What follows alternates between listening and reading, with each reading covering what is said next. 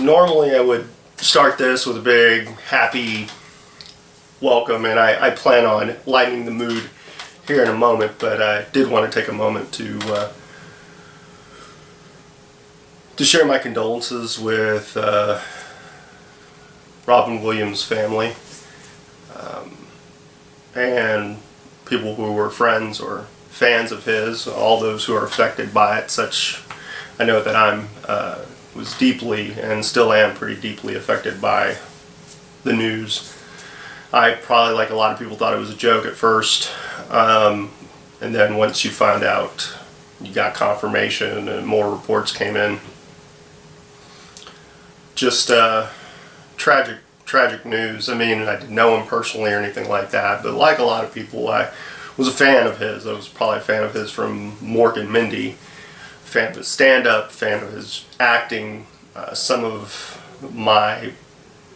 the films on my top probably 20 list, you know, a majority of them probably feature him, at least those that impacted me, and his acting was part of that. His performances were amazing, and probably like a lot of you, I'm trying to wrap my head around it, and that's all I can do at the moment. I can't really understand it fully.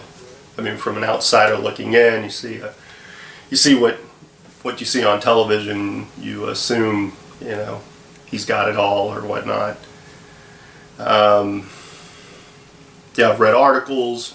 You know, everyone's entitled to their opinion. I've agreed with certain points. I've disagreed with others, even on stuff that I probably shared. Could see points in it. As a person who has battled depression, I know how it affected me, how the weight of it affected me. I'm not going to sit here and say, oh, I never thought or had those thoughts and went to that dark place. I'd probably done it numerous times in numerous situations, and it is something that I deal with, something I constantly battle to some degree. I've made peace with a lot of things. I'm in a good place emotionally and mentally, so this isn't like I'm still there, but I know what it's like to be there and be in the midst of it and really kind of feel like there are no solutions, like there's really no one out there to hear you. Or, you know, me personally, I rarely wanted to,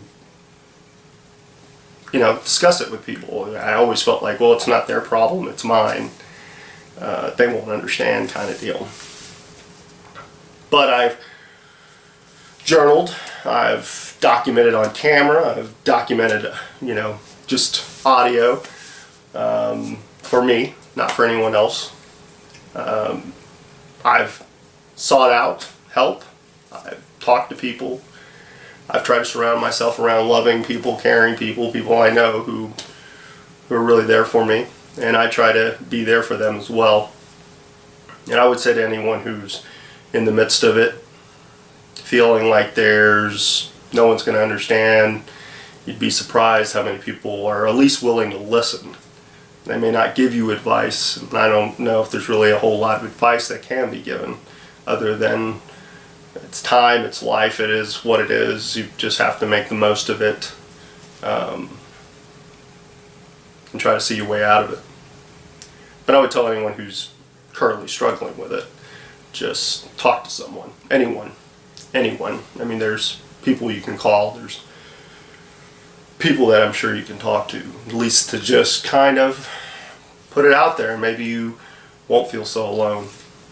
I think a situation like this kind of brings to light that it can affect anyone, and it's definitely something that can affect you immensely. So again, my condolences. Rest in peace, Robin Williams. You will be sincerely missed. I, for one, will always miss you, but at the same time, I will celebrate all the moments of laughter you provided me, and you definitely had an impact on my life. And that's coming from a fan. Now, to lighten it up, welcome everybody. Hope you're enjoying your week. I am enjoying my week. We came off of Reality Wrestling's latest television taping. A phenomenal show, as always, from Reality Wrestling. September 13th, their next show, realitywrestling.com. Get the iPay-per-view if you haven't. Please support the product. Again, the more eyes on the product, the better. Man, still a little shaken up from the intro. But we must move on. This Saturday in Arlington, Texas, at the Roundabouts bar venue, I will be roasted. Yes, roasted. There will be a roast in my honor. I am very much looking forward to it.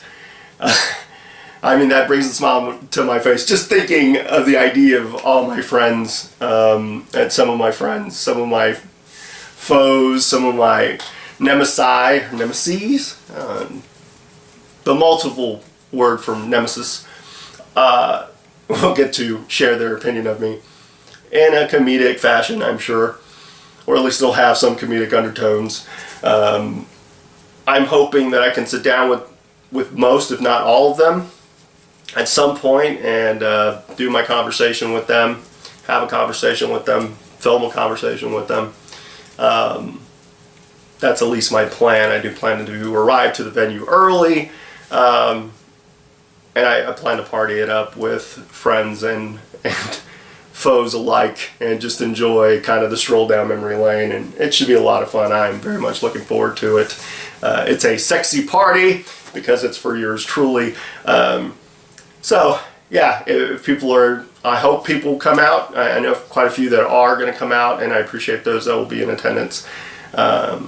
So yeah, but yeah, I'm really looking forward to it this Saturday. It's awesome. I'll be heading up there that morning with my girl in tow, and yeah, I mean, yeah, I'm very much looking forward to it. Let's get to the interview. Sorry, folks, for again, still the brain. Now, as far as my interview, I'm truly honored and humbled that this person wanted to be on my show. I'm really humbled and touched when anyone comes up to me and tells me that they've been listening to my stuff. I get that quite a bit now. And I enjoy hearing people's feedback and people's admiration for it and liking it and whatnot. That's always great. And it's great when people say they want to be on the show, or when I've mentioned it and they're really excited, and on top of that, like, they approach me before I have a chance to approach them as far as like scheduling. And that's what happened with this. I had seen Gustavo Mendoza at the iPay-per-view and said, man, I'd really like to get you on my show. And he was like, oh man, I'm a fan of it, and yeah man, let's make that happen. Then a few days later I actually got a call from him, and well, a text, and he was like, hey, when do you want to do that interview, or when do you want to do the conversation? And I was kind of blown away that you know, not only did he follow up, but he was ready to do it. So I pitched a day, and it just so happened it was the day before my next guest, which will be Stash. I'll get into him with the next video, but wow, that came out wrong. Yeah. So yeah, Stash is my next guest. Looking forward to that. But let's get back to Gustavo Mendoza. I've known him since early in his training, and knew early on that he was one of those guys that got it relatively quickly, and I knew that the camera loved him, and he just had a presence about him, and he seemed to get it, which for a lot of guys and gals who start out in this business, getting it, and how quickly you get it, and then seeing others get it and how quickly they get it, it's interesting. But he got it fairly quickly, and I knew immediately he would be an impact player with any organization, and he definitely was at PWA, a Triple Crown winner. He also led Team International, the most dominant stable in reality wrestling history, and he was also a former reality wrestling heavyweight champion. And we get into all kinds of stuff. We discuss the beginnings, the creation of the Gustavo Mendoza character. We get into those early days of PWA, facing certain stars, being part of IWE. We also discuss the reality wrestling branding, rebranding for PWA. Talk about his mindset with that. Some great stories. We talk about the formation of Team International as well as him winning the reality wrestling heavyweight title. And then we get into retirement. When he was thinking about it, how quickly he thought about it, his reasoning for stepping away from the business, and how he's feeling now, physically, mentally, emotionally. Just a really great conversation. We even get to talk a little bit about comics and comic book movies and the DC universe and the Marvel universe and just a whole load of stuff. And it was just really a great pleasure to get to sit down with him.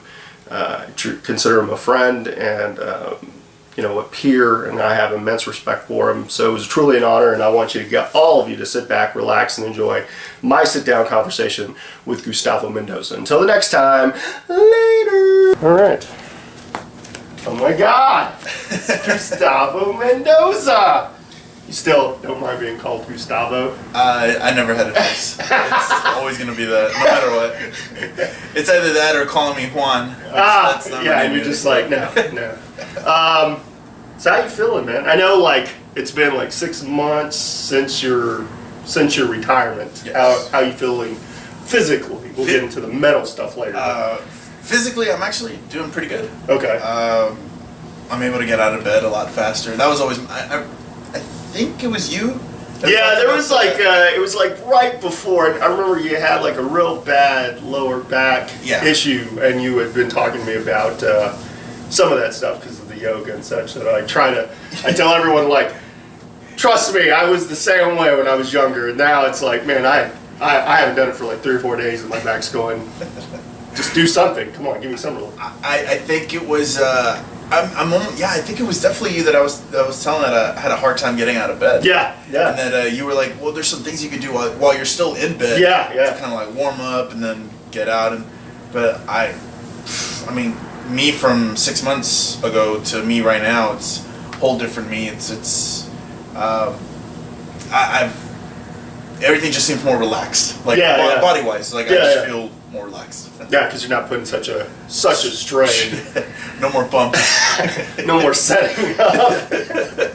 You can come in and go, hey guys, everyone's yay, it's it. Don't do anything. Just sit down. We'll take care of it. I can't say that I missed the setups. As you saw the Humble Civic Center setup, you went, I don't envy you guys. And that was the other thing. That setup looked even more complicated than the last one I remember. Yeah. But you guys did it even faster than we would have done the previous one, which I don't understand how that. Well, I think it's finally it is a situation of you have no excuse not to be there. Right. And there's such a structure. Yeah, there's such a structure. We do have department heads to a degree, but I think it's more so that the entire locker room sees it now as, well, you have no excuse not to do it. Right. Whereas before, some guys would slide. Work's one thing, but some guys, if you're just sitting around, it's no longer accepted because you see so many, everybody else is, everybody's working. So, let's go back to the beginning, you've been a wrestling fan all your life for the most part? Yeah. I think what I've heard is that the first time I ever saw anything wrestling related was Hogan and Warrior, WrestleMania 6. Oh, I would watch it every morning right before I'd go to school. Oh, okay. Yeah. Oh, good. No, that's an awesome man. You can't go wrong with that, man. Just the atmosphere and all that. It's not like you're watching some indie show and going, no, you're watching one of the greatest matches of all time. Once you got into training, I mean, you're a fan, but once you get into training, how does your view of the product, does it change any, or are you still... there were different things that I was looking out for. Mhm. But before I even say what changed, I can tell you that I was scared of the change. I actually do remember, like, a lot of people know, some might not, that Rubio's my real life uncle. Yeah. And both he and I grew up wrestling fans. Mhm. And whenever, because he joined Booker's school before I did. Yeah. And when he joined, I was worried that we wouldn't see it the same way, Mhm. and that it would make us bitter, and then all of a sudden we would hate something that we grew up loving. Yeah, yeah. So I was definitely scared of that, and luckily that wasn't the case. Okay. If anything, it made me appreciate more of what I didn't notice. So I'd go back and I was like, oh man, I remember really liking this match. I go back, I'd watch it, and now I love it even more. Yeah. The attention to detail, the just the architecture behind it, like putting it together, and it just there were more things that you could look out for, and I think that's what I got out of that. Okay. Yeah, because and the good thing with Book was he still wanted you to watch it as a fan, more so than I think if you had, gotten training anywhere else, you would have noticed. I mean, my instructors were more like, don't watch it as a fan. So that's where I got the, oh man. And I'm in the midst of, Attitude Era is like really going on. Sure. And I really wanted to keep the fan in me, so that I try not to watch it as analytical as others, but still you'd get it kind of drilled in your brain, like, you don't mark out to that stuff. And I'm like, but that's why I'm doing this stuff. I'm doing this stuff because I'm a fan. I'm not doing it because I don't care. I still want to be amazed and mark out and all that. Sure. That's a good point, because there's the people that kind of try and separate themselves from being that, and they want to be professional. I understand the professionalism.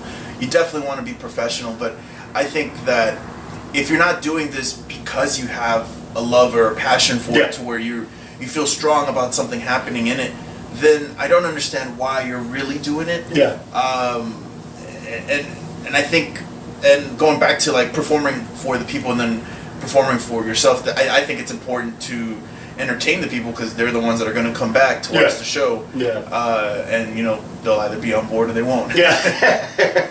Yeah, I just I always find it really, like when I came to Books, just kind of the night and day as far as don't watch it don't analyze it. There's no need to analyze it. Just see it for what it is.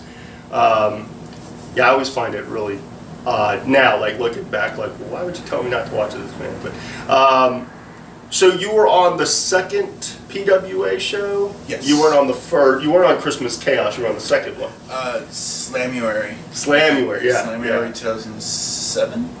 I want to say it was I think 2000. Yeah, it was 2007. I remember, and I've told other people this, people who've asked me about you, like, and I said, man, initially, of course, I'd seen you kind of the initial training, and then when Russell came aboard, he really kind of took the reins and got you kind of ready. And I remember, like, the match you and Rubio had just kind of in practice, like, I remember Book, I get these guys 5 minutes, let's just watch it, and all of us kind of being blown away because you guys were doing instinctive stuff that I think guys that have been in it, kind of been in the bubble, kind of forget. Like, you guys told such a great story that I think a lot of us all are kind of sat up and took notice, like, oh wow, like, you guys got it. And of course you get Book, who would be notorious if he didn't like one little thing and be like, freeze that, and you'd go, oh crap, what did I do wrong? And you guys in the midst like kept going and kind of watching Book, and Book's just intrigued by it. But back to like your first appearance, like, I realized the entrance is such an intricate part of a person's character. Definitely. And we're watching film study, and it's just the way the music's, your theme song's playing, and it pans up, and you look up at the right time, and it's kind of one of those things like, you got it. Well, a lot quicker, because a lot of guys, they get into it, and that's the last thing they worry about. They don't worry about the entrance, which is to their detriment, because I always tell guys, man, the entrance is kind of the first thing. You were given the Gustavo Mendoza character, like, here's your name, this is what you're going to be. What were your thoughts initially as far as like building that character? Initially, I was really hoping to be with Rubio and try to see, because at the time he was really trying for being a worker, not being a manager. But once he broke his ankle, that kind of changed. Yeah. And I guess that kind of left me at limbo. I wasn't really sure what they wanted to do with me. One day Booker called me in and he gave me the pitch. Okay. I say pitch, but I really had there was no choice. I was going to do it. There was no can I get back to you before we decide this? You know, it's either do you want to be on the show or do you not want to be on the show? That's what it came down to. And you know, at that point, I would have taken anything. Yeah. And I'm really glad that was the case too, because I don't know what I would have done with it. If he's like, okay, well, you give me something better, and you're like, let me get back to you in a second, maybe. No, now. Okay, I'll just do it. So when he told me about that, he asked me if I could grow a beard.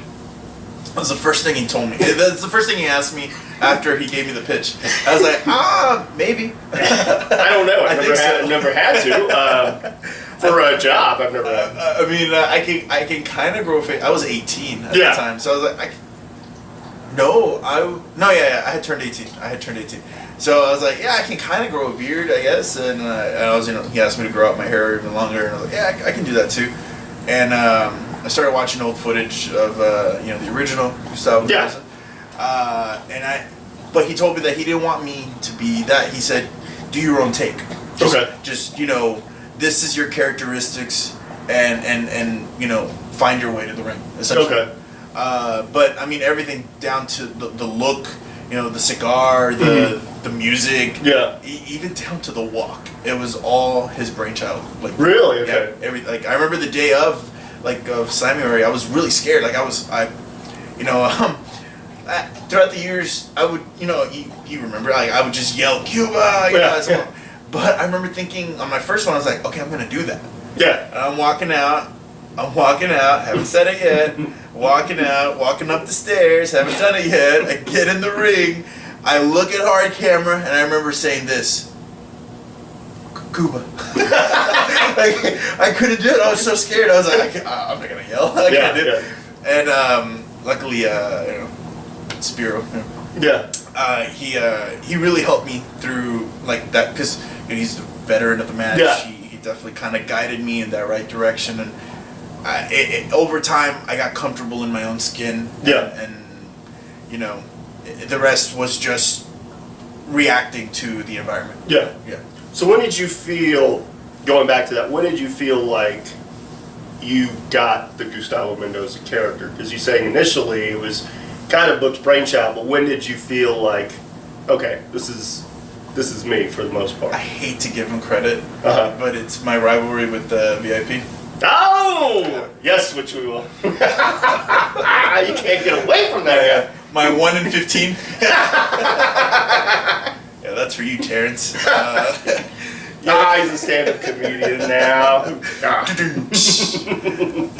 But I'd say that was the first time, because he was so confident in his, persona. Yeah. So that really helped me, because before that, I really didn't have much. I would be put on the show, and I was just kind of getting my feet wet, but guys were just trucking over me. I didn't have many wins under my belt.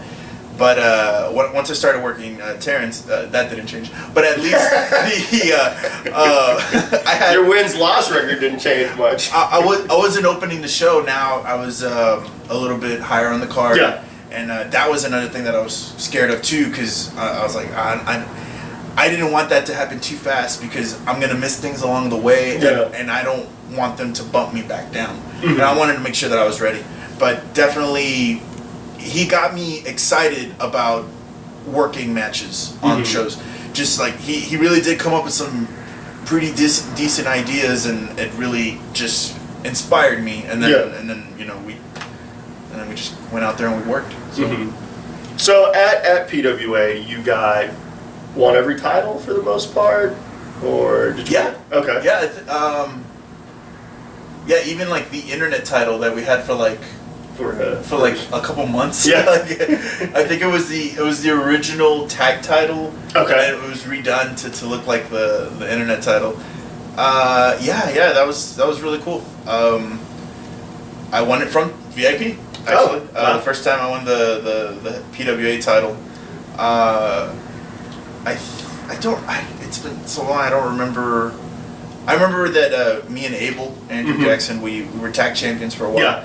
And that was actually one of my favorite runs. Like even more favorite than like the actual PWA title run. Okay. I thought that me and Nico at the time were just really having some really good matches consistently for like 7 months. Okay. And they were all title defenses, and we got to work. We worked Kid Ransom, Joey Jersey, Ruthless Ryan. We got to work like a lot of really good, solid people having really good, solid matches. It reminded me of how good the matches were when Krill was doing their tag matches in that first year run. Which I think you were involved in some of the Krill matches. Me and Franco. I think before they were crowned the tag champs, we had beaten them, which was kind of a shock, I think, for everyone, including me and Franco. Franco probably not so much. I think he probably was like, "Why am I not on top of the card?" I kid with you. Hi, Franco. So, but at that time, that run with Nico, you actually got to go up against Rubio. So what was that like? What was that like? Going from, you guys are related to kind of breaking in simultaneously. I always wanted that. Okay. That's one of those things that I envisioned from like the very beginning. I was like, oh man, I can't wait to go up against them. And they gave us, we did the ladder match against them, me and Nico against Ryan and Rubio. And it was really cool because Ryan and Rubio became tag champions. So not only was it Rubio's first belt ever, and not only did I give it to him, but also it was Ryan's first tag team. Yeah. So it was a really cool moment because I remember there was a lot of pressure that night. There were some people backstage, some important people. And I won't say who mainly because I don't really remember. But and we're on last. You're like, Vince McMahon was backstage. And, well, that might have been a different story. Maybe I might have jumped off a ladder a little more if that were the case. They did like twice, and they were very small. Now, poor Ryan and Nico were killing themselves. Second rung, you're like, yeah! Actually, the hardest thing I took on that match was Rubio body slams me on the outside. It's on YouTube somewhere, like the whole match. And the video cuts in right around the time he body slams me, and my tailbone hit first. Oh. Then my legs, I didn't catch myself. Yeah. Oh my god, I thought my back was torn apart. I was like, oh god, this is the worst. And I remember I got thrown into the ladder, and I got the ladder slammed over me like a suplex, with the ladder onto me, and all that other stuff. I think I got pushed off the ladder. None of that hurt worse than as much as the tailbone. which is a lesson to the kids. A lesson to the kids. Yes. You gotta avoid that tailbone. Yeah, you gotta avoid it. Oh, they teach us like day one, like don't let that thing hit, because it was a rookie mistake on my You're like, nothing else hurt. The nerves kicked in. I was like, yeah, let's go 100%. Yeah. Let's do it. No. So I remember bringing you into IWE. You were kind of one of the main. There were every guy I brought in for a reason. Yeah. But I remember bringing you in, and you guys being, I kind of built.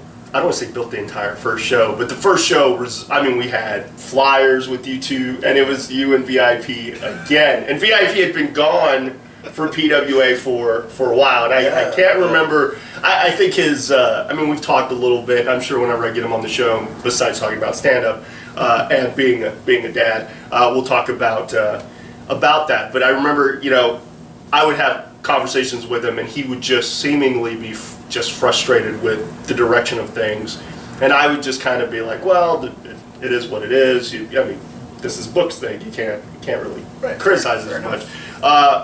But what were your thoughts going into IWE? Because you're wrestling other places outside of that. I remember the first IWE taping, and I remember doing all the pre-tapings beforehand. Yeah.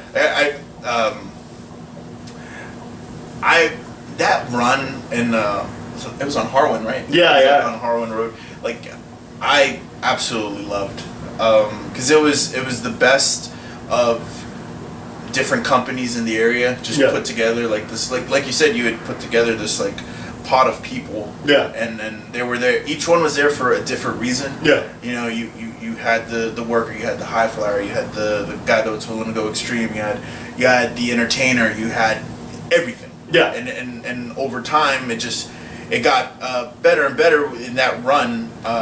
And that first show, I remember feeling the pressure because we were going to be on last. Yeah. And everyone else that was on that show could have gone last too. Yeah. So it was really cool that we got to do that. And I think it was went like 20 minutes almost. Yeah. VIP and like you said, VIP hadn't really done it in a while. So for us to kind of just like for a month or two to just kind of just jump back into what we had done maybe a year and a half earlier. Yeah. It was really cool to kind of put a little bit of closure into that and just go back to it.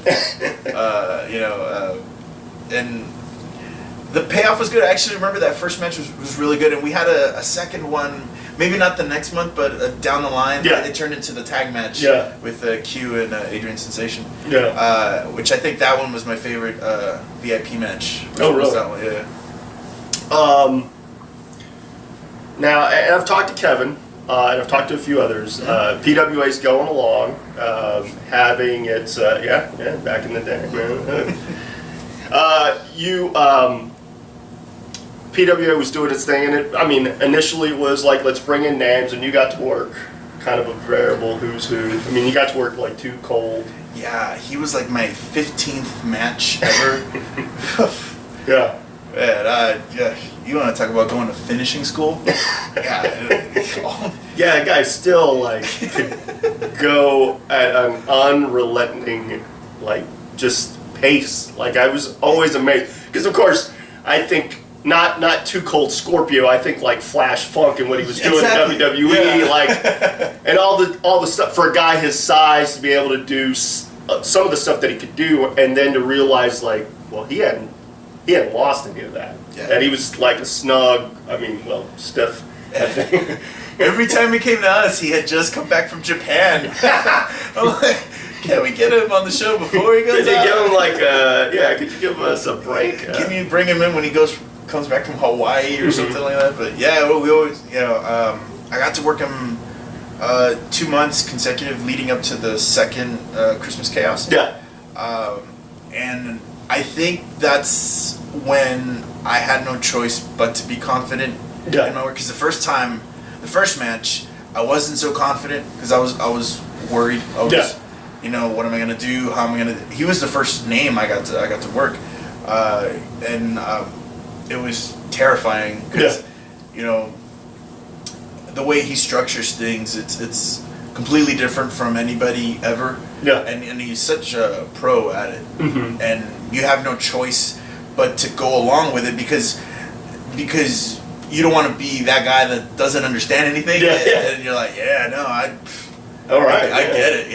I'm like, oh man, I'm gonna die. In the second match, he chopped me. I chopped him back, and I remember he kind of murmured. He was like, harder. I'm chopped him as hard as I could. There you go. And then boom, he returns it. I was like, oh, okay. Kind of chop him hard. Boom, he chops it hard. So I'm like, all right, where's this going? End this terrible chain. So I give him that last one, and he's like, rah, does this Hulk out thing where he grabs the back of my head and then just starts pulling me to his head and gives me 5 legit headbutts. Just da da da da da. I'm like, oh man, let's go back to chopping. This is so bad. And this is not how I expected it to go, Flash Funk. Where are your women? Stop hitting me. Yeah, exactly. I was like, I had your action figure when I was a boy. I wanted you to autograph this. Why? Why are you doing this?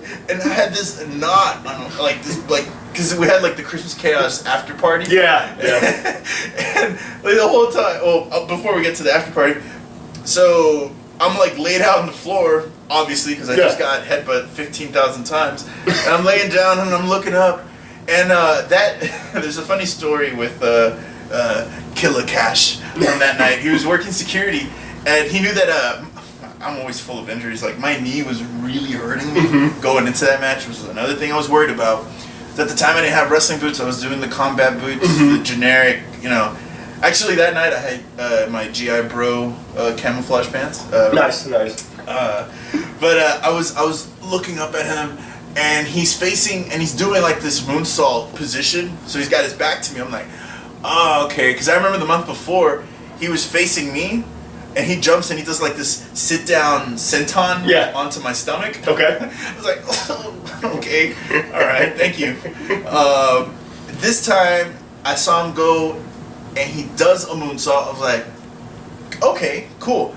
But he kept going, and his legs got underneath, and then it turned it into a senton, like sit down senton. I was like, what are you doing? And he misses my upper body and catches me in between my lower and upper body. You know what to say? Yeah. And boom, hits me really hard. And I was like, oh, I just went into like the fetal position. He goes to pin me, and I think my shoulder is actually up. And Jason's like, oh, and I'm like, just pin me. Let it be over. I will not fight this later. And I get to the back, and I'm like aching, and I'm like this, and thankfully he runs all the way to the back. He's like, what's wrong? Is it your knee? He's like, yo, too cold laying on my balls. That was ouch. But that was a really cool experience, because handling all of that and not cracking under the pressure. Because Jarrett Steele had a really good match with him, and for me it was like, as long as I can just get out of it okay, hopefully they'll have a little more confidence in me to put me in there with someone else, and that's what happened. Essentially, I was getting to work a couple different names throughout that run in PWA. Now, outside of PWA, you got to work AJ Styles, right? Yeah. How was that as a? That's actually one of my favorite matches. I really don't have like a number one favorite match, but I was supposed to work Samoa Joe. Okay. And we're going to Killeen, Texas, and it's me, Ruthless Ryan, Aiden Cristiano, Rubio, Joey Jersey, and I can't remember if anyone else was in the car, but I know Randy Mays, Amanda, Kid Ransom. There's a few other people. I'm sorry, I can't remember everybody. And Jarrett Steele was kind of helping put that show together, and he's gonna bring like tons of people. He had like Brutus the Barber Beefcake was there. Jake the Snake Roberts had helped put the card together, so he had a part in it too. He brought Joe, he brought AJ. There's someone else I can't think of at the moment. So, like a whole month, I prepared for Joe. So you're watching Joe film. I watched nothing but Joe. Yeah. Because I'm like, I don't want this to be a Too Cold Part 2 where I'm like, he's going for something that I don't know what it is. Yeah. I'm like, because, I want to be prepared. I want to do this right. This is going to be one of the first bigger TNA names that I get to work. So, you never know where that might lead, so you want to do good. So I'm watching footage left and right. I'm watching Ring of Honor, TNA. I don't know if he did FIP, but I think I watched a couple FIP matches. I watched whatever I could get my hands on. And I get to the venue, and Jared tells me that they've changed it. Instead of going semi with Joe, I'm going main with AJ. Wow. I was like, aha. So here's the thing. Luckily, before I started training, I did watch a little bit of TNA, and I was actually a fan of AJ's. So I kind of knew his cookie cutters per se. Yeah. So I was like, I think I'm okay. Yeah. I think it'll be all right. But we're going last, and I was like, oh god, there's that pressure thing. Yeah. And you got Jake the Snake watching, and so like, oh god, okay, let's just do this. I think he came out to like the Rocky theme. Yeah, he never had any luck. When he did PWA, he came out to the Mortal Kombat theme. You remember that?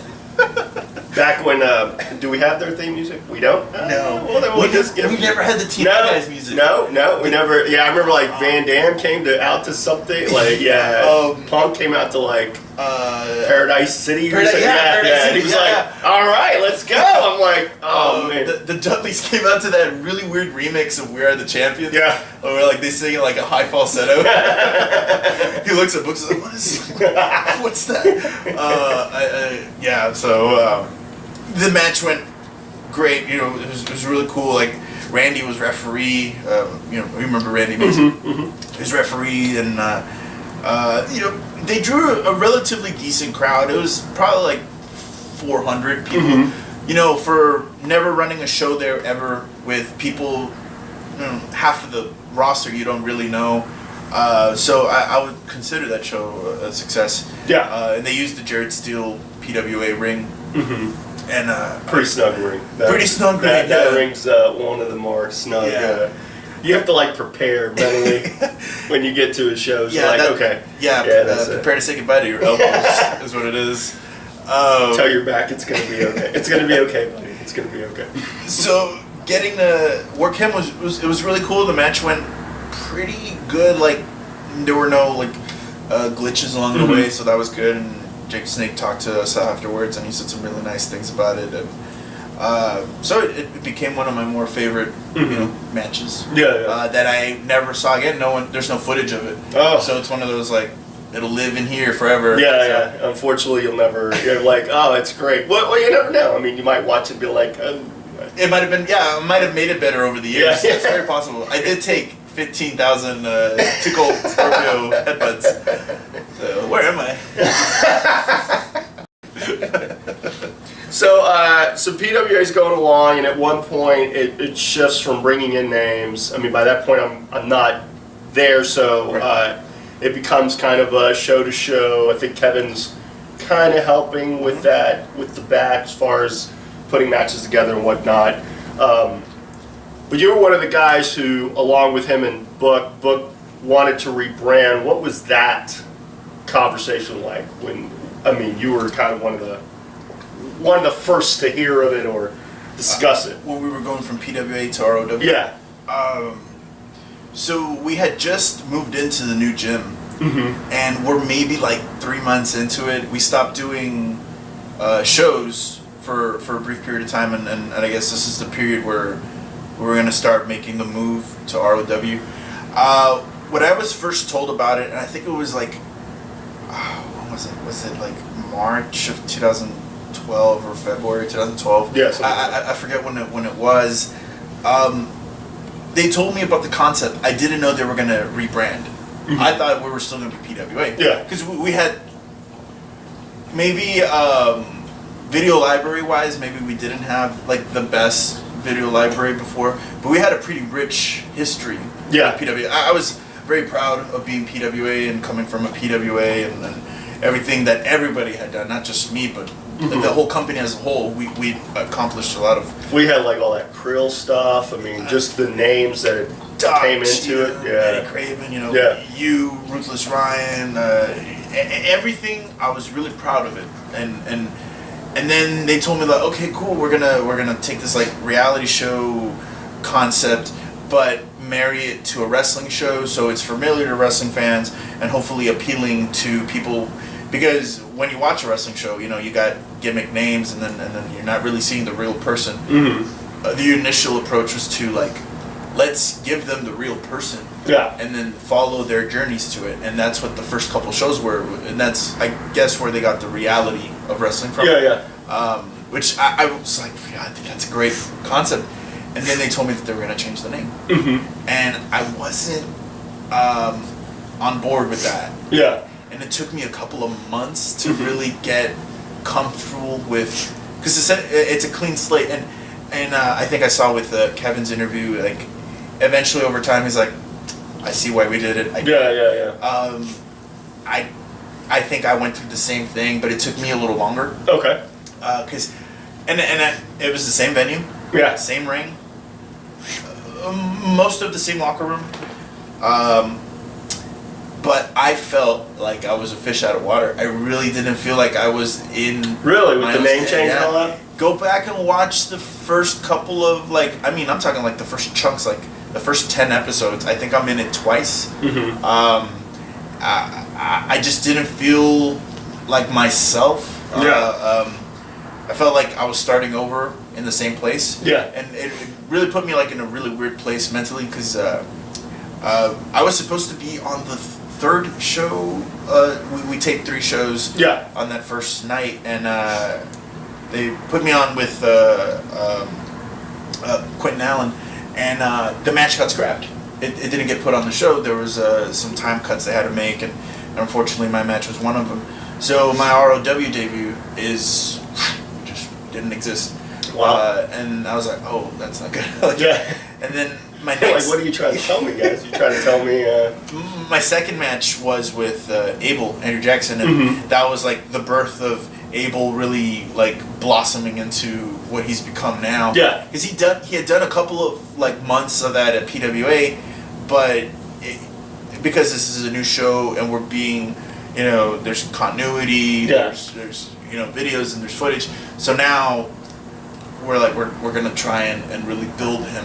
So that match was sort of structured in his favor. I felt, with Ty was his bodyguard and stuff like that. That was really the start of like the Secret Service thing. And, and again, I kind of feel like I'm not home. I really felt like almost like homesick. It probably sounds silly. No. I mean, obviously, it's because PWA, for all intents and purposes, was your birth, kind of your beginning, and then and you had years. I think at that point, like 5-6 years of putting in the work, like trying to build the brand, and then books like, well, we're going to change the brand name. So yeah, I could see it being, because really, I mean, outside, because when you go to other shows, you're like, well, this is not really my home. I'm kind of accustomed to it, but I can come to PWA. That's my home.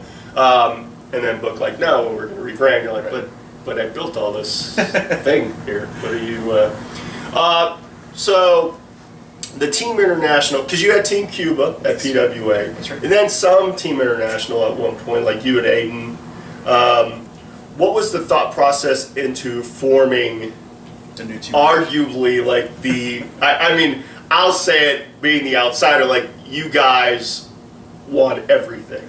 But let's talk about the beginning, because I think initially it was you, Aiden, you and Rubio, like rejoining forces, sure. Which was probably like a breath of fresh air, because you guys had feuded and whatnot, and now you guys were back together as part of the rebranding. Let's put something that worked. How did it all come about? Getting Rubio back was the start of me kind of going back to my old self. Yeah. Like feeling like, okay, I'm starting to get comfortable again. Yeah. Kind of back like in PWA, it wasn't until I worked Terrence. This time it was getting back in the groove of like, okay, we're doing things that were familiar that we did before, but now we're going to try and do them a little differently. Yeah. I know that we wanted Team International to be a bigger threat. Before it was more of like a collection of, heels, bad guys and stuff like that. And you never know what's going to happen. But now it was like, well, let's be a group and let's actually run through the company. Let's try it from the beginning. The problem was we couldn't get a core group stable. Like we would try different people and for whatever reasons. Because you had I know Megiddo was there for a cup of coffee. Really? No. Talk about a guy with a great beard. We all we all joke about the beards. Like the beard should join a group. We'll have Curtis the ref be the leader, because he's the ref of the beard, or he could be the referee. But yeah, you had a couple of guys like come in and they, for whatever reason, they didn't work out or whatnot. So back to what you were. Well, it was hard to make it like kind of take shape. Yeah. We got Volkov in. As soon as we got Volkov, things started seeming a little more concrete. Yeah. Because I knew he wouldn't go anywhere, and I knew that Aiden wouldn't go anywhere either. I knew that they would kind of stick for the cause. They would stay. They would make it work. Yeah. And then we had the managers from there. We had Reina, and then we had Rubio. So we have, two different types of managers already in this big group. And then later on, we got X, and finally, it was like this, like, I don't know if you've seen the pictures of us, but there's like this like family portrait of all of us like standing next to each other, and it felt right. It's like, okay, now we got something. We got something that could be a threat to the show. And to me, it was always about being ready. Like a lot of people over the years, I don't mean just RWPW, I mean all over the indies, I think they struggle with like, if they would just give me a chance, I would do this. And sometimes you have to force that chance to them. You have to bring that to the table. It's like, because they might not know what you're capable of. Or what you're willing to do for business. Like, I was able to get one catchphrase out of 7 years worth of work, and it actually didn't come from me. It came from. He probably regretted it later once he saw how big of a threat it was to his company. But the book was overseas somewhere, and it must have been some sort of Olympic event going on at the time. And he told me, Team International hasn't been on TV for a while. Why don't you go out there and why don't you say something? I was like, God, book, I really don't even know what to say. I don't know what to, what can I go out there and do? What's our motivation? What's the group's motivation? Where no one was contenders for any of the belts. We hadn't started to really do anything yet. And he said, well, just talk about how none of you guys, you got someone from Russia, someone from Spain, someone from Mexico, someone from Cuba in the group. Talk about how those guys aren't doing too well in the Olympics and they don't have any gold. And talk about how, I don't know, maybe you guys will take all the gold. I was like, okay. All right, boss, whatever. Don't tell me what to say. But that's really good. Are you writing my promos? That's really good, though. I'm going to say it. But I remember, I was like, you know what? We're going to go out there for the first time as a collective group. And I was like, I started YouTubing, like, videos of, like, famous speeches from, like, dictators, motivational speakers, and I started seeing some very similar patterns in their speech. And I was like, instead of taking things that they say, I'm going to take how they say them and incorporate that in the promo. And I had, like 20 minutes to put it together. I was like, oh, better do it fast. I don't remember the gist of the promo. It was probably all that stuff about the Olympics. But then towards the end, I was like, you know what? I think I'm just going to make it my thing. I'm gonna I can't force anybody to give me a belt. That's not how wrestling works. But I can force them to notice us and put us in positions to potentially get belts. And luckily, thank God, that was the case. Because I actually would have been okay if nobody ever got belts either. And that was like our one curse, the thing we wanted the most. We never even got, but I guess luckily we all did. That was really cool. It was neat to see something, one thing that I could have forgotten the next show, but I didn't. And I wasn't instructed to say anything. I would just cut a promo and I would just throw it in there. It's like, why not? Why not have something that's yours and recognizable and, and I don't know that it caught on with the people, but it caught on in the back. And they started, knowing that was the thing that I was saying, and I really think that's what put me in line to work Jasper for the belt. So let's talk about that night, because that night, Volkov was already champ. You already, and then Aiden and X win the tag titles. Earlier in that night, because I think it was it was one of those three tapings. And then it's you and Jasper. You get the gold in that respect. So how was that for you? I mean, because it's one thing to be, I won gold, but to have your stable, that group that you in essence are the architect of, bringing all these guys together, all these personalities, which we've seen later on, once you left, personality conflicts left and right, especially with Aiden and Volkov kind of always button heads, which I watch it, I'm like, wow, I'm pretty entertained by the fact that these two guys are always butting heads. But for you, like, once you win the gold, how is that for you? That night, and actually, just to give a little background to it, this was like the second or third time I was going to work Jasper. The month before, which I think was May, I believe it was May, the May show of last year. We had a really quick 4 to 5 minute match because it ended up with a lot of our matches, like everybody got involved, and they made a big tag match for later on. And again, it was only 4 to 5 minutes. I don't remember much happening in it. Maybe I took like a flapjack, and maybe I took like a back body drop or something.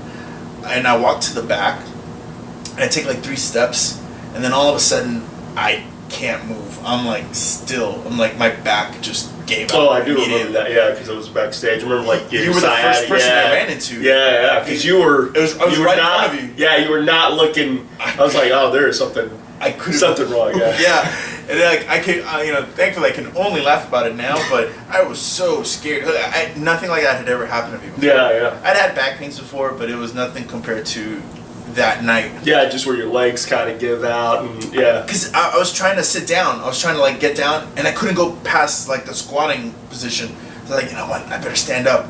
And then I couldn't stand up, so I was like stuck in this like really weird place. I had like Paul helped me. Like he laid me down, and then he like stretched me, and he did his voodoo on me, and they came to the back, and they're like, "Are you gonna be in the tag? Are you gonna be able to do the tag match?" I'm like, "I really want to, but I don't think I can."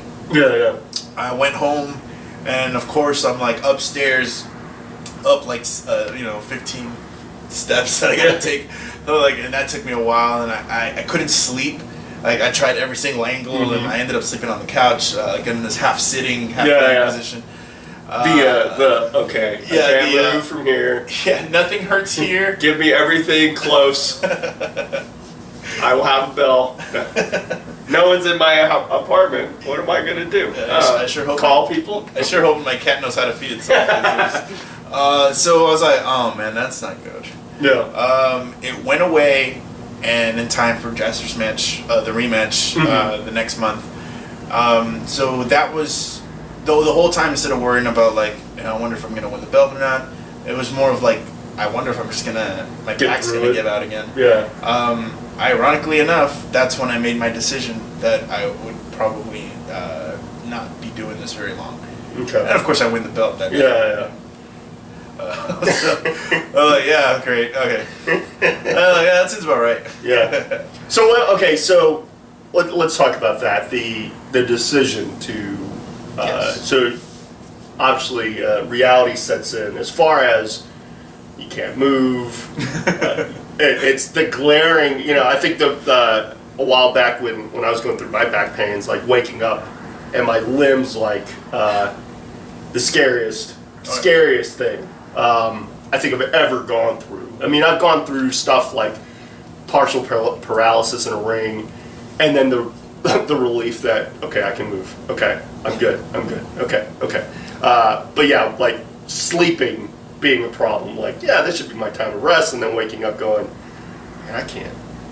And I had to go to doctors, because if I hadn't heard it from somebody, I would have been dumb and just kept doing it. And having a doctor go, look, I know you've been doing this long enough, but take a break. Let's figure out what's wrong with you. And me, as opposed to me going, well, screw you, I'm going to keep doing this. I went, well, wait a minute. I'm going to have kids at some point. I'd like to play with my kids. I'd like to be able to walk around. I don't want to be in some wheelchair or something like that. So I'll shut it down. I remember having to give belts away and telling, like a promoter's going, like, sure you can?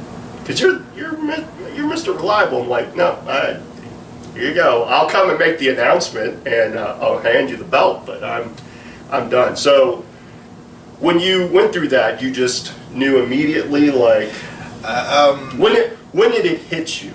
In other words, when did you go? Yep. I'll tell you the exact day. For the people that don't know, like our premiere show was Christmas Chaos. Mhm. That was the show at the end of the year, every December. Yeah. You know, I think we went up to like, what are we on, like 8 now, I think? 8 or 9. 8 or 9? Yeah. It was 2012, December of 2012, and I had a really cool match with American Eagle, and something happened that night that I was like, you know, like the idea just came about. Like, I was having knee problems during that. That's what it was. I was having a knee problem during that time, and you know, I was like, I really want to work this match with Eagle because it's gonna be our big blow off. Because the Christmas Chaos is usually that's it. Exactly. That's yeah. It's the end of the year. We're gonna we're gonna start fresh in January, and we have this big blowout match, and we've had many of those actually at Christmas Chaoses before, and then and I didn't want to disappoint him. I didn't want to disappoint the show and the fans, so I was like, you know what, we're just gonna do it. And I remember at the end of the match, I went up to 3 people. It was Kevin, it was Rockstar Robbie, and Ruthless Ryan, and I told them, I'm pretty sure that next year I'll be done. I told them I give myself 1 year. Oh wow. And they were like, sure. Like, okay, you know, everybody says. Yeah, because everyone. Yeah. I mean, that's just Anyone who knows me, anytime I go through like little injury. Well, it's you know, I'm at that age too where like anytime I go through any little thing, I go, where am I? And you start questioning it. Well, yeah, it's not. Well, I'm having a blast. It's more like, why am I doing this? No.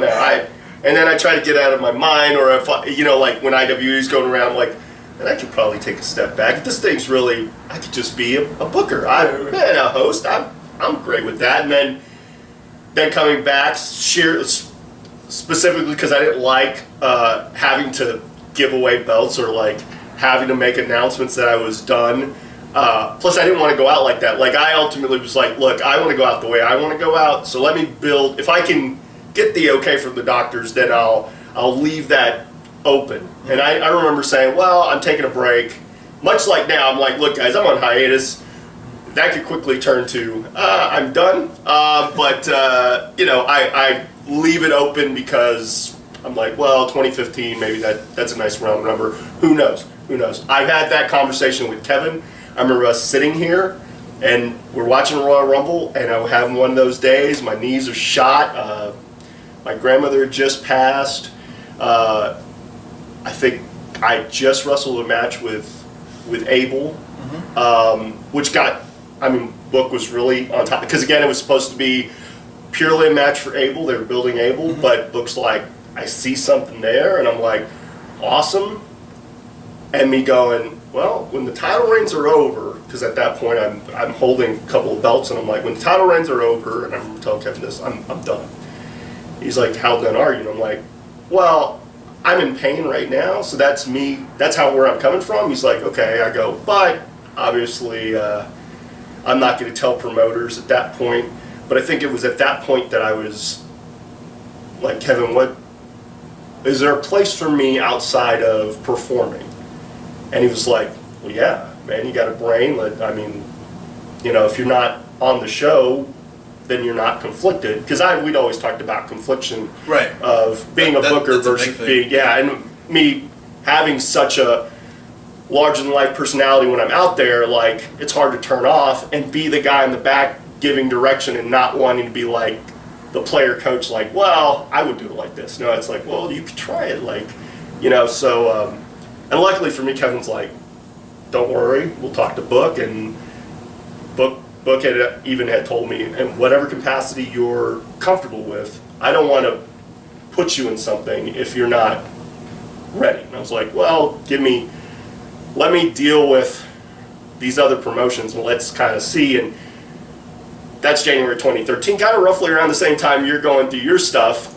Yeah. But so it hits you. And you tell the 3 guys, and your plan was what at that point? My plan was the sign that, like, something's gonna happen that's gonna cause me. I mean, it's not like I'm gonna like step on gums like, that's it, I'm quitting. Yeah. It's like, you know, it was more like I'm gonna know for sure as I get closer to my the timeline I've given myself, and my back going out right before the big Jasper match, like halfway through that year, was pretty much the okay, all right, I'm not gonna ignore that. That's a pretty big one because yeah, I got better, but it's gonna happen again, and it'll happen again and again and again and again, and it put me in a really weird place because I'm getting closer and closer to the end of the year, and already I haven't made the decision on who I'd like to work last. Yeah. And that's a big deal for maybe the people don't realize how big of a deal that is because you know yourself, there are so many friends you have in the industry, so many people you want to give that last opportunity to. And for me, that was a really hard decision, but the right decision was actually to pick somebody that I had a personal rivalry throughout my wrestling career, and sort of like put closure for me on that, because that was always like, I want to know who's better. And we got to do that leading up into the last match. Yeah, you and Pride. Well, before we get into that, let's it's one thing to tell your friends. It's one thing to tell the guys you're really close to, and then you and I had conversations because I think we're kind of both.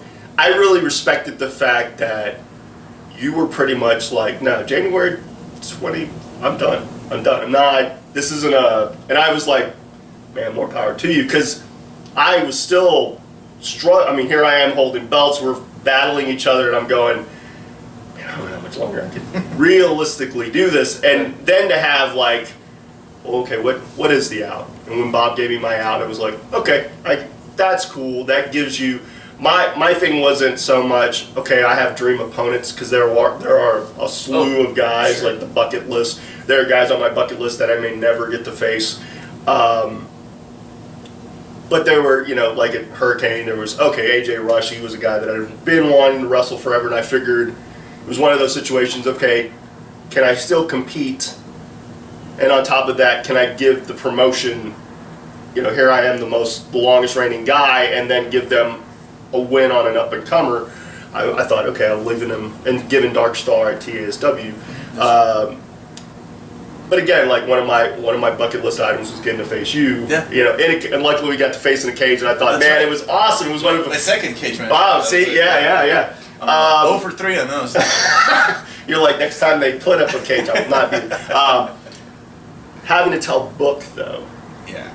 How was that? Because I have yet really to have the sit down with Book, because I've kind of told him, with my position, it's kind of hey, if you ever need me to come out, just give me a couple of months really to kind of get in the mindset, and I'll give you a good run, whatever you need.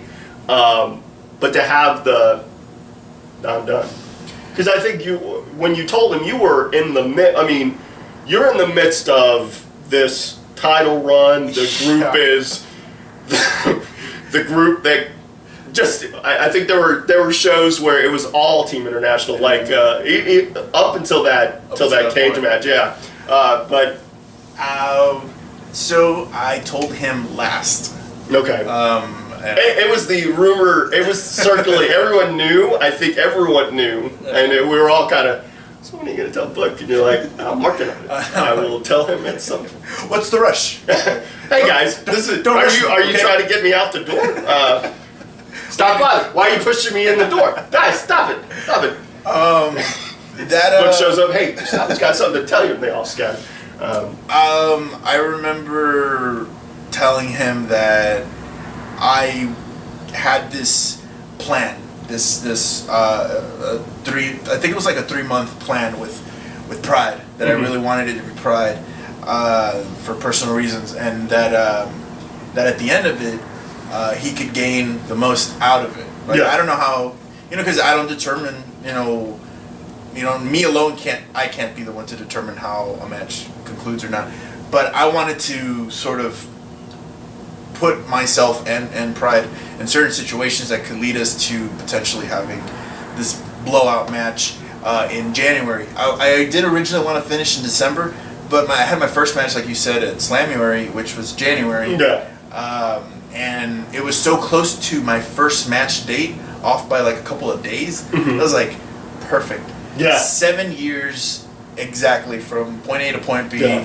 and I'm done. And you kind of debuted at the same shit. Yeah, man. So it was like a perfect, and then I presented it to him and I said, you know, I want these certain situations to happen, and you know, there's a really good chance that's it, that it's gonna be, that I'm done, that I'm out after the January one. And he asked me why. I gave him reasons, and I can't really tell you what the main reason is because I really don't know. One day it's my body, the next day it's a mental thing, the next day is I want to finish school, the day after that it's going to be something different, and it always is something different. Like at the pay-per-view, I had like 10 different people come up to me and was like, hey man, why'd you stop, man? And I must have given them 5 different answers. Yeah. But all of those answers were true. Yeah. It's just one of this like internal struggle that I've had. Well, no, it's one of those things like you could keep doing it. You know, you get through the physical stuff. Maybe there is something, you know, whether you do yoga, you change your diet. There's all, like for me, that was the thing, like with taking up yoga was I was trying to find something to prolong it because it'd been such a, you know, such a big part of my life. And to walk away from it, it was kind of like, well, if I can physically still do it. And there were instances where if I'd stunk up the place. Part of why I had the conversation with Kevin was I had this match with Nico, and it was what it, you know, I thought it was okay. You know, I watched it back. It was pretty solid. I mean, I'm going through losing my grandmother, all that, my physical stuff. But it was like there was an instance in the match where I just like blew the opening. Our timing was off, and I attributed it to me, like my shortcomings. Like, what am I? And that's where it was. That's what it was like. Well, man, if I don't want to be one of those guys that's still doing it and can't go or can't do what I normally would do. Right. And so it was there. Like that's when I was talking to Kevin. It was all coming from that. Like, you know, I don't want to be one of those guys that stinks up the joint. You know, regardless. You know, I always joke about, everyone comes to see the kick, but the reality is like, if I can't feel comfortable doing what I'm doing, then, I mean, so you tell Book, and Book's, not too thrilled. I think he's not too thrilled for the sake of Gustavo Mendoza, the character, the worker, but I think more accepting of the person taking his own life and then trying to move on and go in the direction that I'm supposed to go on, or at least trying to figure out what I'm supposed to do with life. And you know, and he was really cool with it. We started doing the program, you know, me and Pride, and first match goes out pretty good, goes pretty well. That was the November show. Second match was a Christmas Chaos match, and that went pretty good too. In my mind, I pictured my last match to be a one-on-one match with maybe like a street fight, you know, just to give Pride an excuse to jump off of something really tall and and make it look so effortlessly. I hate that guy. I hate. You're telling me. Yeah. Well, let's get into that in a second, because I mean, we've talked about it. Pride is the guy who injured Rubio all that time ago, which is one thing. Accidents happen. Sure. But it was kind of just a way. Pride's kind of notorious for not. He's way better now, but notorious for not knowing, like, proper etiquette or remorse or. His the issue that he and I had wasn't a physical issue. It was more of an unspoken issue. Both of us coming from Booker's school, and before I got there, he was the guy. He was the I guy. think when you were training, like he was. I remember walking in there and they were like, "Nope, this is the guy," and I'm going, "Okay." And then I'd see him do some really cool athletic stuff, and I was like, "All right, you get it? Yeah, it makes sense." Yeah, and he looked real intense in the ring, so I got it. It wasn't like, "Oh, okay." I mean, he was probably one of the first few people that showed me how to lock up. Like he was, you know. over the years, over PWA, over that lifespan, it was this unspoken rivalry of like, okay, who's a little better than the other. Like my goal was like, if I could be as good or better than Chris, then I am getting the most out of this school. Yeah. And then it became I'm getting the most out of the business, and then it became I'm want to be the best on the show, and then all of that was always like, well, I got to see what Chris is doing that night. You know? And you guys never locked horns prior to that very first time in November? We had like 1 or 2 matches at different, like I think we worked at Jared's a couple times, not too many. So, but it was never under the supervision of Book. It was never there. It was never under the circumstances of performing to our very best. You know, like the Jared Stewart's a little stiffer, and it's a lower roof. We didn't pull off the things that we knew we could out of each other. Yeah. You know, and you got different crowds over there in Pearland than you do. You know, and you got to essentially cater to that because you got to know your audience. We talked about that earlier. Yeah.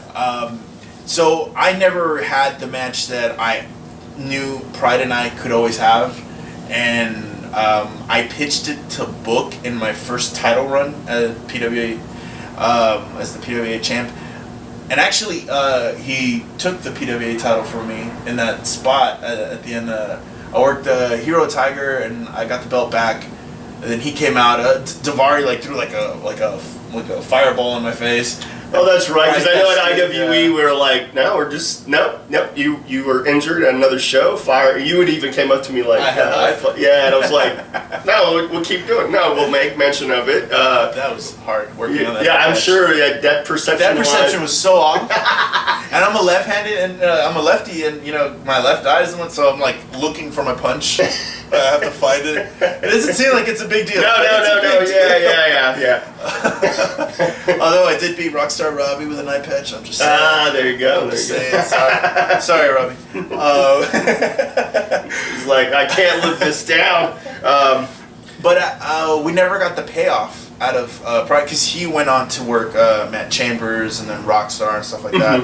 And then I think I went through my babyface transaction. And then when that happened, I got teamed up with Nico. Okay. And then we started doing the tag stuff. This tag stuff. And Pride was doing the heavyweight stuff. Yeah. And by the time I finished the tag stuff, Pride stopped working with PWA for a while. So I'm like, I missed my chance again. I keep missing him. ROW is about to start up again, and he's coming back to the PWA shows. And, you know, it was like, we weren't lining up. It wasn't going to happen. I was going to have to force it, and I asked for it, and they gave it to me. And then we got to the cage match. Cage match. Let's your third cage match ever. Talk about your mindset kind of going into it, because you knew this was it. Yes. I don't even know. I think in December we had been told about TV. But it wasn't like a foregone conclusion at that point. Yeah, like it was rumored. Yeah, I think Christmas Chaos was the show that the announcement was made. Yeah, it was either well, we're gonna see how, because November was all right, was an all right attendance wise. Right. December for whatever reason like blew up. I mean that crowd was awesome, and then January was even more so. Yeah. But not a lot of people outside of the wrestling community really knew that it was it. I think there was spattering, obviously, and there are people on the internet who, because you had stopped working for TASW, they had found out Bob wanted to do something special for you. Yes. Which I very much appreciated. Yeah, man. That was a lovely moment for me. For sure. Yeah. But what was your mindset going into the last hurrah? So I didn't know it was going to be a cage match. I found out when the people found out. Oh, nice. Yeah. Because I didn't think Book knew until he was out there at Christmas Chaos, and he was going to announce the match, and I was like, perfect, that's exactly what I wanted. And then some guy in the crowd goes, what kind of match is it?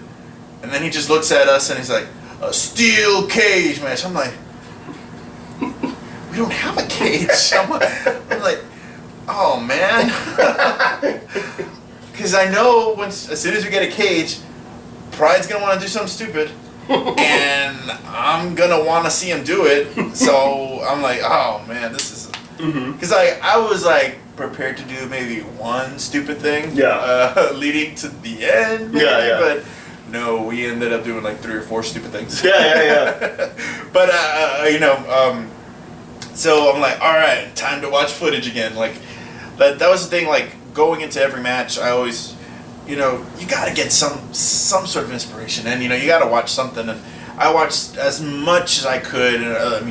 I'm talking like 80s and 70s old school steel cage matches, because I figured our cage would look closer to that than anything on TV right now. TV, they got like the trusses at the very top of the cage. Like, obviously, I don't think we're gonna have that. So let me look. I started watching the Flair cage matches. I started watching a couple other stuff like the Tully one, and I got that motivation. But then at the same time, I was like, but I want it to be modern too. So I started watching some of the newer stuff, and my goal was to somehow marry the two concepts and come out with something recognizable but spectacular. Something that could stand out. At least in my head, I remember thinking that I liked it, and I hope that the people would too. And no, it was. Honestly, watching backstage. Aside from like I said, some of the fans knew. So you got that. You were a real pro Gustavo crowd. Pride's just kind of. Where were you 2 years ago? Pride's in that. I turned baby face, and you guys had done some dastardly crap to this guy. Trying to break his arm. That kind of rings a bell. Yeah. I don't know. Was that me? I don't know. You're thinking of someone else. You're not that dastardly. That does not sound like that. But the match came off without really spectacular. The finish. So when he's coming off the top of the cage, and you're just like,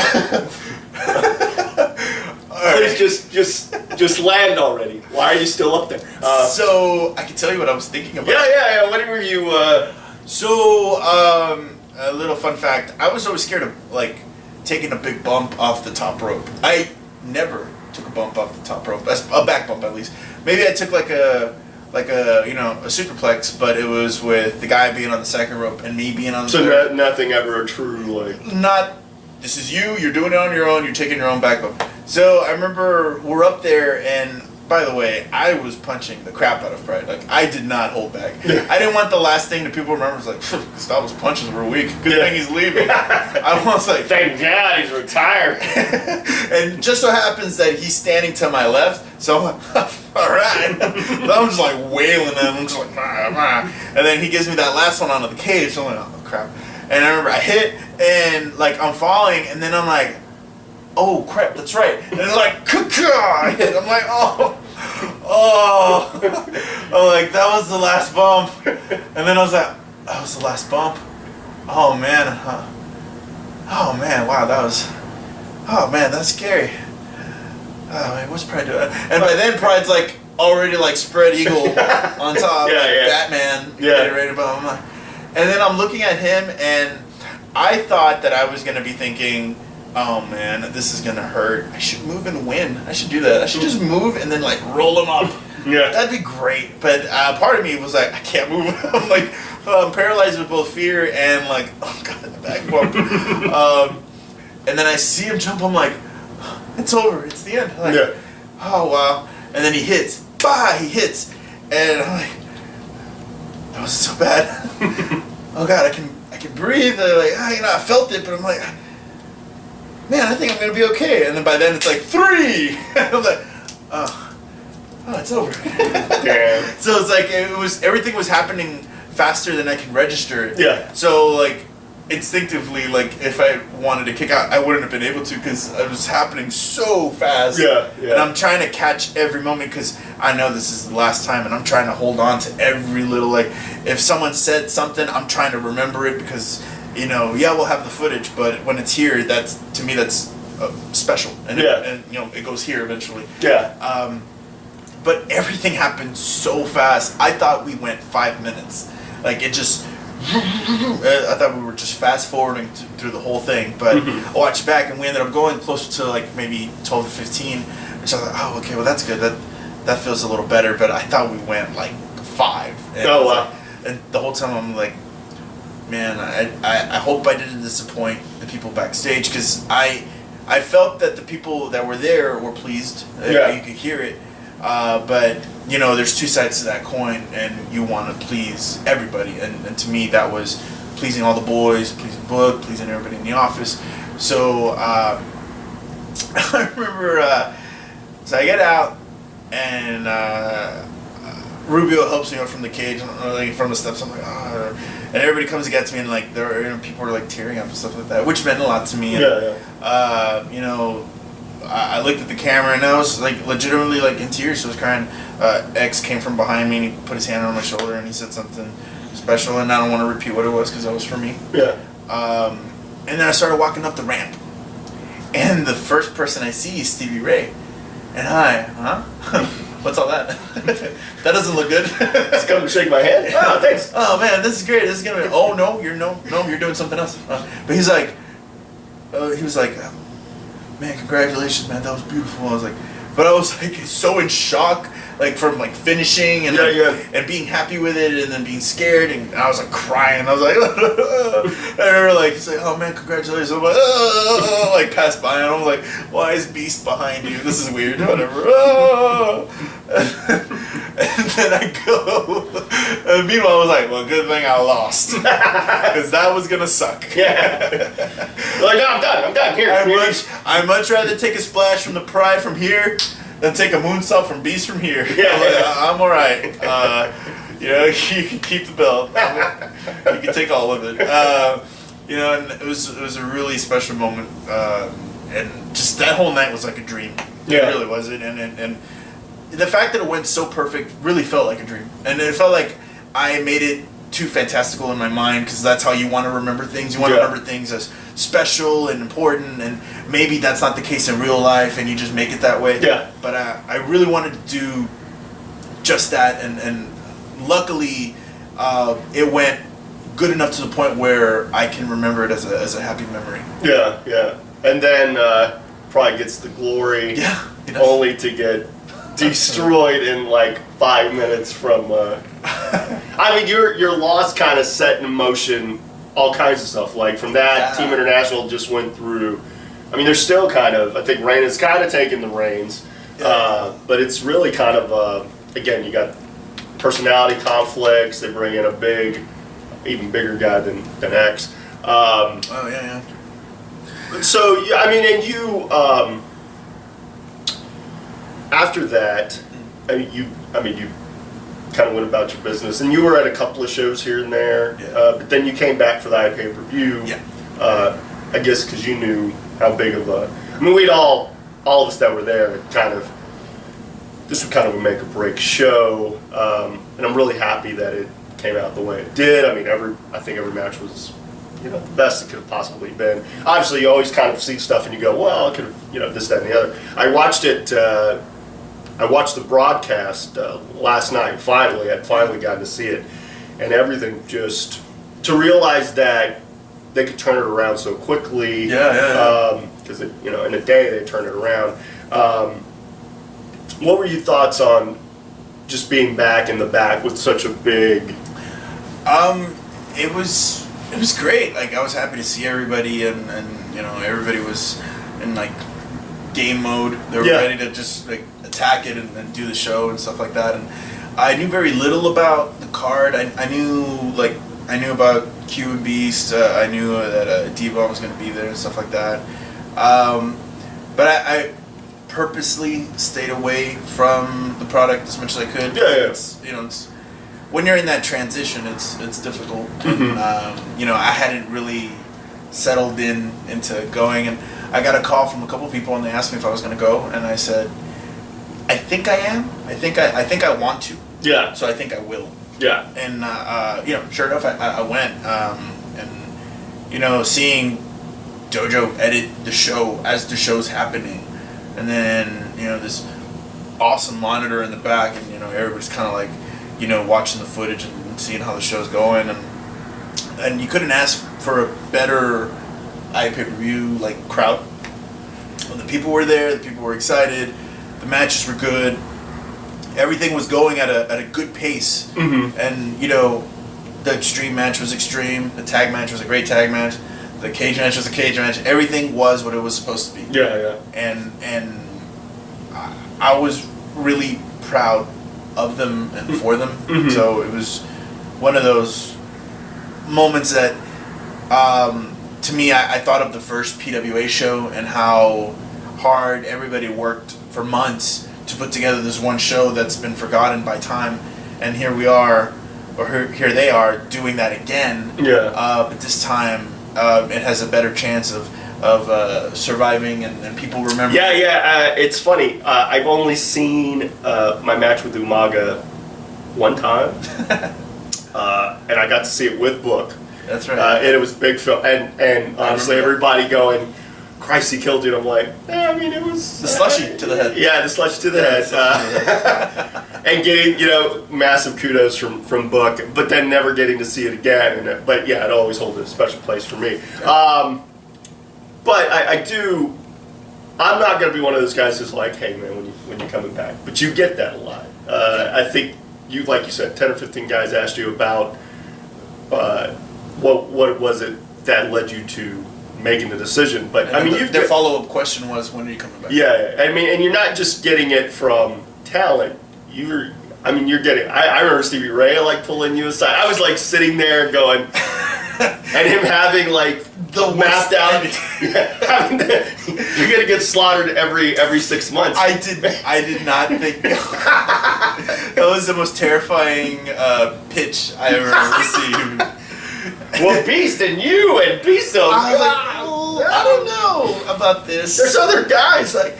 He's like, once Beast gets through with Q tonight and he's champion, go put him with you, and then just annihilates you, right? I'm like, I don't know how to benefit from that. You're trying to pitch this to me. How's that working? I don't know that I want that, and you know, you can tell he was having fun with it. Yeah. And you know, it was really cool that, you know, that he was doing that and stuff like that. Yeah. But, And Booker, I think Booker was saying it the day in January, like, well, this isn't the last we've seen, and you're going, no, this is the last, my last match. You're not. it's been. Earlier I said it was like an internal struggle, Yeah. like just going back and forth with things, and I would be lying if I said I didn't think about it every day. I think about it every single day. Yeah. But there's just tons of reasons that I just can't really say what they are because it's a lot of them, and willing, yeah, I'd love to, but I don't know that that's the right thing to do or not. And Well, it's kind of hard because you had such a great farewell in a lot of ways. that's another thing too. Yeah. I've seen the footage. You know, you talked about UNX, that one shot, Yeah, with the and people are like, "What was that?" I've had people ask me, you know, like, "What do you think they were saying?" I'm like, I don't know. X doesn't talk. What he might have just been breathing in his ear. I don't. But no, it was such a beautiful. We're out of peanut butter. Yeah. Because we're roommates. You didn't know that. Oh, so that's where you got him from. That's awesome. Because Yeah. people were like, well, where did he come from? And but I think it would be difficult. I use like the Jordan thing. Jordan makes that masterful shot against the Jazz, like game winner, so on and so forth. No one ever thinks about the years, you know, after he retired, he comes back, and those years in Washington, you know, or like John Elway, like going out a winner, and then to want to come back, and I think it'd be difficult for you to just want to come back for that. Plus, I don't think enough time's really passed. Well, we're talking 6 months. 6 months, yeah. And I mean, of a career that spanned in like 6-7 years. I mean, Yeah. right? I don't know, man. I don't know if you could write it any better. Because if you tried to come back and, oh well, let me take the reins of Team International and you guys do it one more time, but you've done it. I mean, it's kind of, it is kind of difficult to. I definitely hate to taint what they gave me. Like, they gave me like a wonderful farewell, and that whole thing, like from beginning to end, like I'll hold with me and I'll take with me wherever I go forever. So it is such a beautiful conclusion that I really like. I'd hate to like mess with that. So and I think at the end of the day, that's always the last like reason. Yeah. That's like, hold on. Neo died at the end of Matrix. Yeah. Spoiler alert. You should have watched the third one, by the way. You haven't seen it already? Come on, guys. It's on AMC. It's on there right now. Probably on TBS. It's on the... Yeah. Put pause right now. Yeah. Go and watch that. Go watch the end and come back. When the story's over, it's over. And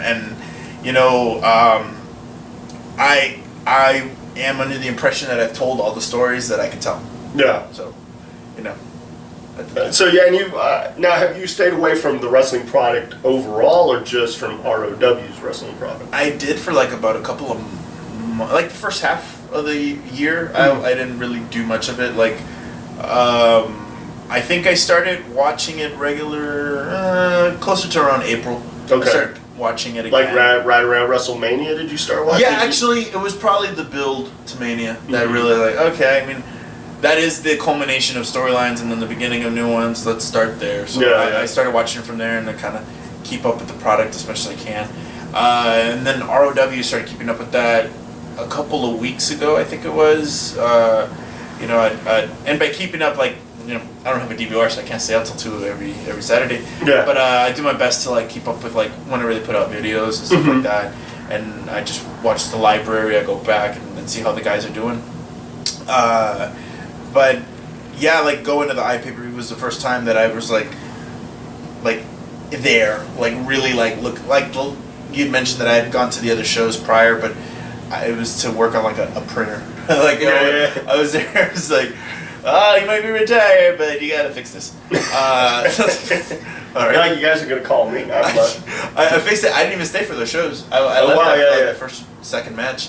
Because it's such a hard thing, and then people were like, "Hey, did you watch my match?" I'm like, "Yeah, I really want to. Yeah. I really want to. I really don't want you to ask me to because I don't want to. Like in my heart, I can't do it yet because it's too tender. It's like breaking up with a girlfriend you love, and then you're forced to work with that girlfriend, and she's like. She's my ex, man. Like, can you train her on this stuff? And then she gets a phone call, and you're like, come on, seriously, I'm leaving. I've got to. That's it, I'm quitting. I got to leave. Again. I'll go out there. I'll tell them I'm done. Get Stevie Ray, get Beast, let's do this. We'll do what you ask, Stevie. We'll just do that whole idea. I'm like, that's a great idea. Let's put someone else in there. I'd love to watch that. You're like, Evan Snow, he's not... You can put him in there. Rockstar Robbie. Hey, there you go. Okay, we'll wrap it up. Outside of wrestling, you're a big comic book. I think that is one of the common denominators with a lot of wrestlers. Is the like Abel Andrew Jackson. Like I didn't realize how big of a comic book fan he was. Yeah. And until big Superman guy. Yeah, big Superman guy. You did watch. Guardians of the Galaxy. Now, I have yet to watch all of the Marvel films. I've watched most of them. I watched Captain America 2, which I thought was solid storytelling wise. Like you got into like Black Widow and Captain America's, kind of Captain America dealing with just being thawed out and kind of like. Post-war stress and kind of being in the midst of it, and all the stuff. Ron Redford was awesome. But back to Guardians of the Galaxy, like the scope. Like I think back to Iron Man, the original Iron Man, because that was really the movie that was, without them saying, no, this is what's kicking off all of this glorious stuff that you're watching in Guardians. Which I was blown away by Guardians. I was blown away by Batista, and he was really funny. Yeah. The literal stuff. How can it go over my head? My reflexes are too fast. I was like, oh my god, my girl got just a big. Batista's awesome, and it was really funny. And it's funny how you mentioned how like Iron Man 1 like set up this like huge universe for the like what would eventually be known as Phase 1 and Phase 2. Yeah. But similar to Guardians and Iron Man, what Iron Man did for Robert Downey Jr., I feel the same will happen for Chris Pratt as Star-Lord. God, he was amazing. He was as that. so good. From so many different, like, nuanced levels of... seriousness, yeah, humor, yeah. just... Because I didn't know, I'm one of those that didn't know the backstory, and you talk to Adrian, he knows ins and outs, yeah. so, like, wouldn't even watch a trailer. It was buddy, can't wait for the Guardians. Oh my God, yeah, like when they first got announced, he was like, "It's gonna be the movie that changed the world." I'm like, "Shut up, man! They're not even on Avengers yet." How do you know? Watch a trailer. No, I won't sit there. Like, I'll be watching shows, and he'll leave the room. We went to go and see. He'll do like, nope. We went to go see Avengers, and the Dark Knight Rises trailer came on. He's like, "Nope." He got up. He left the theater. Where I'm just like, it's not. You're not gonna ruin it for me. I'm going to watch. I'll watch the first 8 minutes. I don't care. I'll read the spoilers. I don't care. But yeah, the scope of to go from Iron Man to, I mean, now, and just, I don't think they could have done it years ago. I don't even think, like, when the original Spider-Man with Tobey Maguire, I don't think they could have pulled off the pure scope of interplanetary, and then I'm watching, like, trailers, like Interstellar, like, I don't think you could have pulled that off. No. I mean, Star Wars was by far just such an awesome attempt, just an awesome film in itself, but I couldn't see, even back then, them trying to, the scope of it. And I mean, like, you see Thanos, and I'm going, oh my God. And again, I didn't know much about Guardians, so like that opening scene with Quill's mom in the hospital bed, and the reach out, and then how they all tied it in, and I got a little choked up, much like I got choked up during the Star Trek original, the first Star Trek, the Abrams stuff. But yeah, I mean, I'm really looking forward to... I'm all about whatever they're doing. Like, I mean, I think Avengers is next, and then it's Ant-Man, and then... Then they got like a slew, like 2015 to 2017, there's like Black Panther's gonna make, they have his own movie, like... Doctor Strange might, they haven't said who's gonna be Doctor Strange. Yeah. And then they announced Guardians 2 already. I think as soon as it came out, like, we're gonna do it. Was at Comic-Con. Wow. It was like the weekend. It was last weekend. It was last Saturday at Hall H. I had a buddy that went there and he was working at it. He didn't get to go to the actual panel, but like he said, like, just the buzz was just like insane. Yeah, because Adrian saw it, I guess last week. He saw like a pre-screen, so he didn't get to see the... I mean, this will be out a couple weeks later, so the Howard the Duck... If you haven't seen it, I don't know what... you've probably seen it like 7 or 8 times already. The Howard the Duck thing at the end, which was awesome, because I remember the Howard the Duck movie. I was one of those that sat in the theaters and watched Leah Thompson. Yeah, I grew up watching that movie. Back, like, DC, totally different. Like, they didn't... Iron Man wasn't... He wasn't... I mean, I would have thought you would have picked Captain America or Thor to start. He wasn't an A player. Yeah. Sure. He was definitely the forgotten, the Bruce Wayne with tech gear. That's how I kind of always looked at him. Although when I saw Iron Man 1 and Robert Downey would do an amazing job. Meanwhile, DC goes, no, we're going to give you the guy. This is the guy. Superman sets in motion everything. And unlike a lot of, I mean, you get on Facebook and people will criticize a thing before it even comes out. Yeah. And I watched Man of Steel and I was blown away. I said it was epic. In my mind, it was epic. I was fine with him killing off Zod because as I watched the movie, and I've watched it since a few times, and watching, well, he really didn't give him much of a choice. Yeah. And then people say, well, I'm eager to see Batman versus Superman. Yeah. I'm kind of eager to see where that goes. But as people get casted for roles, people are so critical of it. Yeah, I mean, it's not fair to...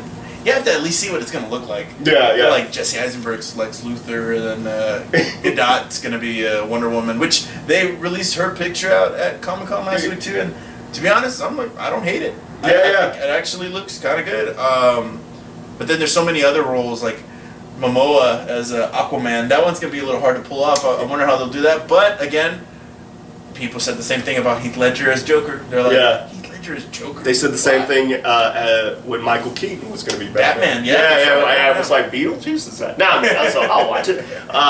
So it's not fair until you can at least see what it's going to look like, and then how something looks like and how it's portrayed in the movie. Those are completely different things. But I think it's unfair to hate it before you at least know what it is. Yeah. I'm eager to see. I definitely want it to succeed because I'm a fan of Marvel, but I am a fan of DC. I would like to see because it helps the comic book industry as a whole if it goes well. Because then the smaller stuff, like I'm still waiting for a Powers show to come about. I heard it was greenlit at one point. The Walking Dead stuff, I was a fan of it before the show came about, and I'm not one of those who's critical. I play the game. I mean, it's all immersive. But man, it's been a great talk. We've talked for quite a while, man. And I was glad you hit me up to want to be on the show. Yeah.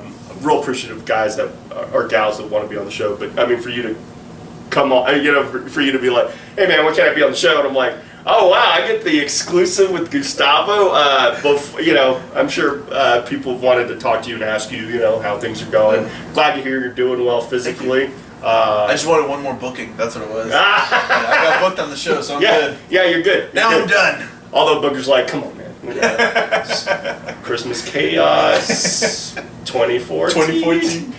Come on, man. You want to be Slamuary 2015? Yeah, it'll probably be like Slamuary 2014. We got that printer that needs fixing. Like, that printer. Guys really want to see your want you to watch their maps. Man, thanks again, man. Thank you so much. Oh, no, awesome.